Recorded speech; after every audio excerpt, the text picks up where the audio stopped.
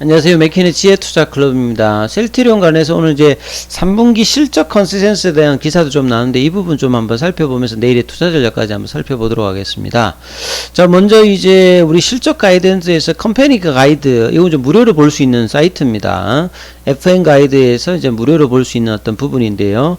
여기에서 셀트리온 관련되는 부분에서 이제 분기별로 실적 관련되는 부분 컨센서스를 한번 살펴보도록 하겠습니다.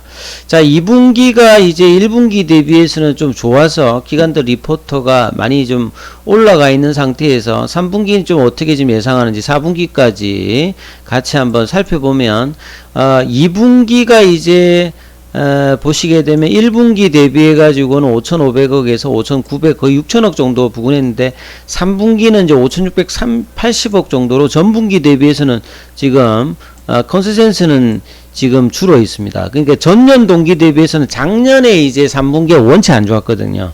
그러니까 작년에 3분기가 안 좋은 거 대비해서는 매출액은 41.65% 올라간 건데요. 이 전분기 대비해서는 좀 줄죠. 그리고 이제 영업이익 같은 경우에도 보시게 되면 1분기가 이제 어닝 쇼크가 나왔는데 1분기는 이제 전년 동기 대비해서도 이렇게 컨센서스 대비해서도 빠졌고 전년 동기에서 빠졌거든요.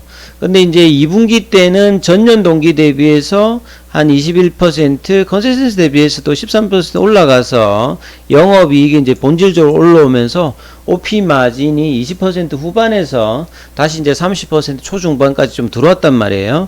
근데 이제 3분기에도 보면 영업이익이 이제 2천억대가 이제 넘는 걸로 나오면 전년 동기 대비해서는 25.81% 이렇게 올라가는 흐름인데 컨센서스 대비해서 이제 어떤지 이 부분까지는 지금 아직 안 나와 있는데 여기 나온 부분에서는 그리고 당기순이익 같은 경우에도 1분기 이제 어닝 쇼크에서 이제 전년 동기 대비해서 컨센서스 대비해서 올라서 2분기를 했다면 3분기는 이제 그러니까 수익성 관련되는 부분에 영업이익은 전분기 대비해서 올랐고 당기순이익은 전분기에 대비해서 빠졌지만 전년 동기 대비해서 올랐거든요. 그리고 매출액 같은 경우는 전년 동기 대비해서 올랐습니다만 전분기보다는 좀 줄었다. 그래서 2분기의 어떤 이제 어닝의 어떤 정상화 부분들이 3분기까지 수익성 부분은 좀 올라왔는데 매출 따는 좀 떨어졌는데 작년에 3분기가 원체 안 좋았기 때문에 뭐 좋았다 이래 봐야 되는데 중요한 거는 그러면 4분기와 내년도 어떤 전망치를 봐야 되는데요. 4분기를 지금 예상을 지금 이제 잡혀 있는 걸로 보게 되면 3분기보다 매출이 좀 더 좋아지고 근데 이제 작년에 3분기가 안 좋아졌기 때문에 올해 같은 경우에는 이제 4분기 예상이 전년 동기에 조금 이제 올라가는 흐름이죠. 그리고 이제 영업이익이나 이런 부분들도 마찬가지인데 당기순이익은 이제 4분기가 이제 좀 좋아지는 어떤 이런 흐름이 좀 나와 있습니다. 그래서 이 3분기 전망치 어떤 예상 가이드에서 얼마만큼 좀 나와주는, 그러니까 2분기 대비해서 더 뭐 나아졌다기보다는 이제 수익성은 이제 계속 이제 좋아지는 어떤 부분인데, 이제 매출 관련되는 부분들은 조금씩 이제 좋아지는 어떤 흐름이거든요. 그래서 전반적으로 이제 실적 관련되는 부분들은 그렇게 무리 없다는 어떤 평을 지금 받고 있는 겁니다. 그래서 최근에 이제 16만원대에서 나름 이제 지지 흐름들 모면서 오늘도 오전장에는 17만 뭐 2~3천원 정도까지 반등이 나왔다가 시장 대비해서는 좀 이제 선방하는 흐름들의 어떤 흐름이 나왔다는 것들이 나름 이제 실적단의 부분에 이런 영향이 있거든요. 지금 이제 이번 주 들어서 이제 코스피 코스닥 계속 이제 하락폭을 하면서 한국 증시가 거의 1000종목 정도가 지금 이제 코스피 코스닥에서 신저가입니다. 그나마 이제 코스닥 쪽에서는 셀트리온 헬스케어가 이게 그래도 조금 이제 선방을 하고 있는 어떤 흐름이었다. 이렇게 지금 기사들 나오고 있고요.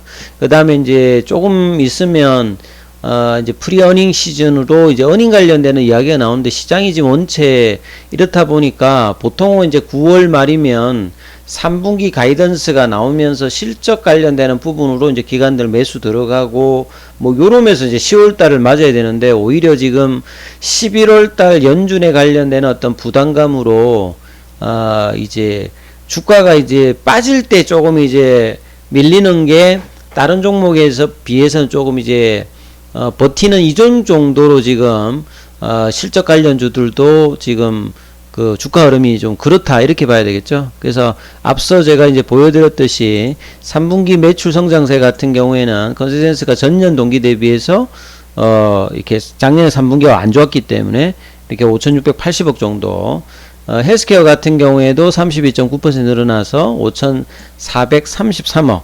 그러니까 2분기 때 이제 헬스케어 같은 경우에도 뭐 매출액이 5천억을 넘어갔던 어떤 흐름이었고, 셀트리온 같은 경우에도 반기 기준으로 뭐 지금 1조가 넘어가는 흐름들을 보였는데요. 자, 이 부분이 3분기에도 좀 이어가야 이제 주가의 어떤 바닥에서 이제 올라갈 수 있는 흐름을 시장과 더불어서 좀 찾을 수 있는 어떤 흐름이 되겠죠. 그리고 이제 아바스틴 관련되는 부분의 기사가 정말 뭐 오늘 많이 나왔는데, 원체 또 시장의 어떤 영향으로 오전장에 좀 반짝 이제 바이오주들로 흐름이, 코스닥 쪽에 좀 흐름이 나오다 10시 이후로 뭐 그냥 빠져버렸죠.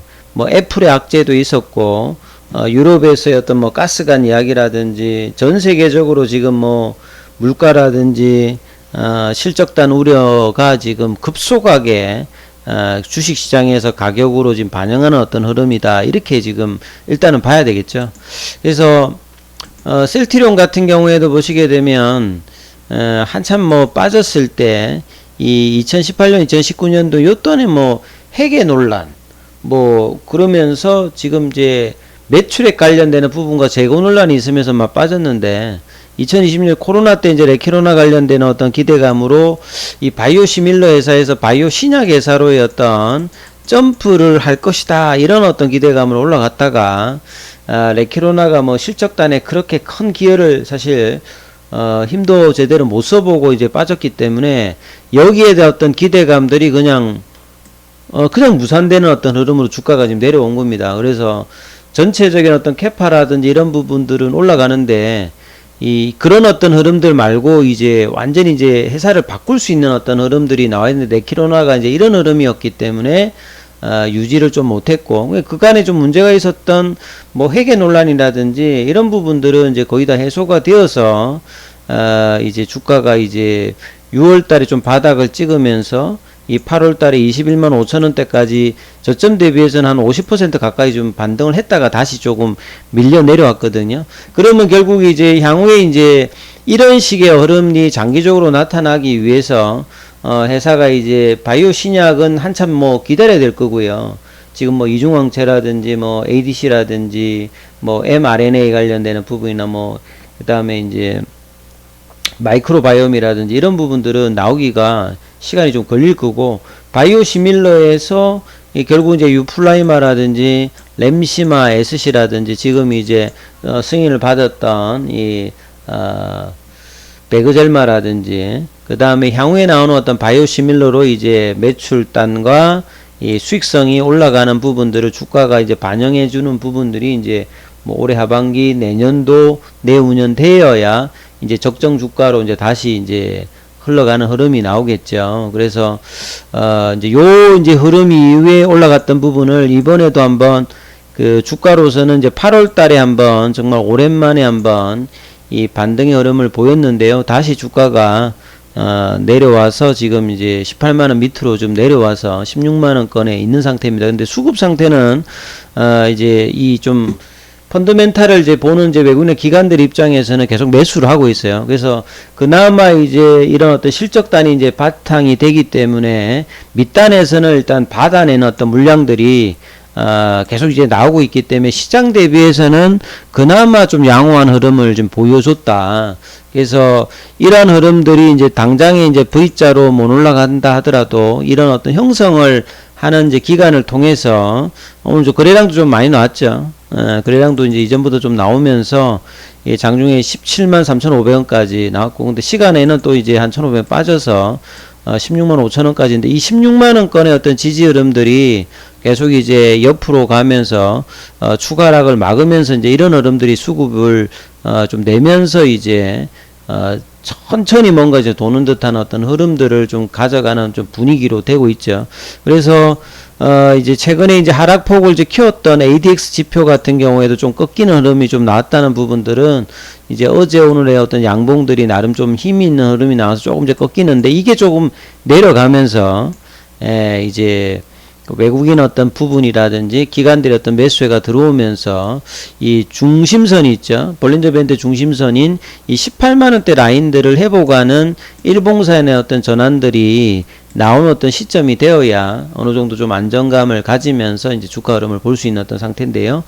자, 이 부분이 언제 나오는지가 가장 뭐 중요한데요. 지금 이제 수급 상황에는 나름 이제 좀 견고한 흐름들을 16만원대 받쳐주고 있다. 이 부분 좀 참조하시면 될 것 같아요. 자, 이 부분 좀 참조하시면서 투자 대응 전략을 삼으시길 바라겠습니다. 여기까지 하겠습니다.